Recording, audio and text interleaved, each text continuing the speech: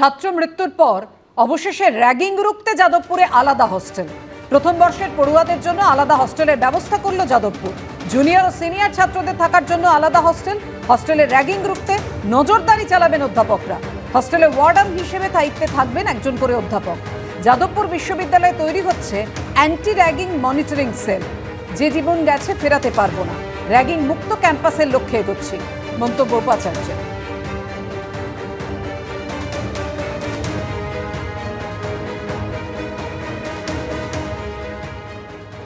শুধুমাত্র ফার্স্ট ইয়ারের ছাত্রদের জন্যে একেবারে আলাদা করে দুটি হোস্টেল করেছি, যে দুটো আমাদের ওল্ড পিজি এবং নিউ ব্লক হোস্টেল ছিল। এবং আমরা এই দুটি হোস্টেলই কিন্তু এটাও জানাতে চাই যে আমাদের এই ইউনিভার্সিটি মেইন ক্যাম্পাসের ভিতরে অবস্থিত। তারা সম্পূর্ণ ক্যাম্পাসের নিরাপত্তায় ক্যাম্পাসে আলাদা বিল্ডিংয়ে তারা থাকছে। অধ্যাপকরা ওয়ার্ডেন হিসাবে পুরো ব্যাপারটার উপর নজরদারি রাখবেন। হস্টেল ওয়ার্ডেন, হস্টেল সুপারিনটেন্ডেন্টরা যথাযথভাবে সামলাতে পারছেন কিনা ছাত্রদের সেটাও দেখবেন।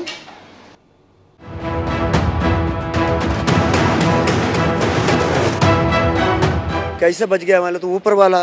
যত দূর চোখ যায় শুধু কাদামাটি, ভেঙে পড়া ঘরবাড়ি, ধ্বংসস্তূপ আর মৃতদেহের সারি। কেরলের ওয়েনাড যেন যুদ্ধ বিধ্বস্ত জনপদ। এখনো পর্যন্ত ৩০০-র বেশি মানুষের মৃত্যু হয়েছে। সোমবার মাঝরাতে আচমকা ধসে ভেসে যায় গ্রামের পর গ্রাম। সবচেয়ে বেশি ক্ষতি হয়েছে চুরালমালা এবং মুন্নাক্কাইতে। প্রবল জলের তোড়ে এই দুই শহরের একাংশ বিচ্ছিন্ন হয়ে যায় গোটা ওয়েনাড থেকে, যার জেরে উদ্ধার কাজ ব্যাহত হয়।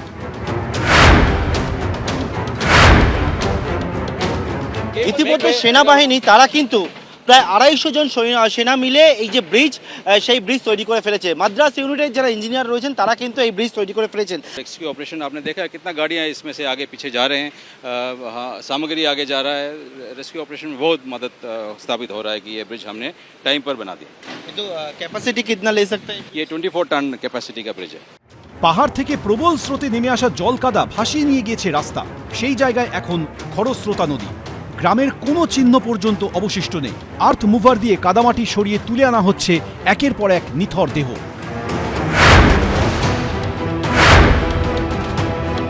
শ্যামলের ক্যামেরা যে ছবি ধরা পড়ছে সেটা হচ্ছে একের পর এক যে জেসিবি, সেই জেসিবিগুলো কিন্তু একেবারে মাটি সরাচ্ছে এবং দেখতে পাচ্ছি কীভাবে মাটিটা সরাচ্ছে এবং কীভাবে রেস্কিউটা হচ্ছে।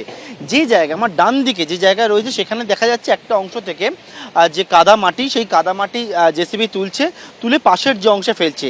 তার সঙ্গে সঙ্গে এখানে যারা অনেকেই কিন্তু গোটা বিষয়টার ওপর নজরদারি চালাচ্ছেন। কারণটা কি? কারণ হচ্ছে যে জায়গায় এই কাদা মাটি তুলে ফেলা হচ্ছে সেই জায়গাটিকে ইতিমধ্যেই পরীক্ষা করা হয়ে গেছে, অর্থাৎ কেউ মাটির নিচে চাপা পড়ে রয়েছে কিনা সেই বিষয়টা পরীক্ষা করা হয়ে গেছে। ৩ দিন ধরে জনবিচ্ছিন্ন অবস্থায় আটকে থাকার পর একটি ভাঙাচোরা বাড়ি থেকে 4 জনকে উদ্ধার করে সেনাবাহিনী। ये मिट्टी के अंदर से नहीं निकाला, वो डर के घर के अंदर बैठे हुए थे, वो कट ऑफ थे और उनको पता नहीं था कि उनको पता नहीं था कहाँ जाना है। तो हमारा रेस्क्यू टीम उनको बाहर निकाला। उनमें से एक इंजर्ड थे, उनको स्ट्रेचर द्वारा इवैक्यूएट किया गया। মেপ্পাডির গভর্নমেন্ট হায়ার সেকেন্ডারি স্কুলে ত্রাণ শিবির তৈরি করা হয়েছে। এখনো পর্যন্ত 500-র বেশি মানুষকে উদ্ধার করে সেখানে রাখা হয়েছে।